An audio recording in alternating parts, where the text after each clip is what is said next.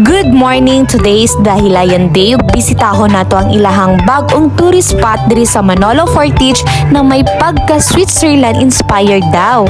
No other than Welcome to the Hilayan Alpine Village. sama na mo taga CDO, 1 hour and 30 minutes lang ang gidagan sa mo ang sakyanan paingon diri sa Dahilayan. Kining bago nilang tourist spot, tapad ra gyud ni siya sa Dahilayan Adventure Park. Unahan lang gyud siya gamay. Ug sa dili pa ta mosulod, kinahanglan ta mo bayad og 100 pesos per head sa ilang entrance. 100 pesos per head. Kids to adult na siya. Sa imong 100 pesos, pwede na daw ka maka-unlimited picture taking sa sulod. Dring dapita sa mi nagpahangin kay hastang udtong tutok yun kaayo pag abot na mo aning dapita. As you can see no, lami kaya nga mo ang pagpalandong diri. Kilid ra gyapon ni siya sa Alpine.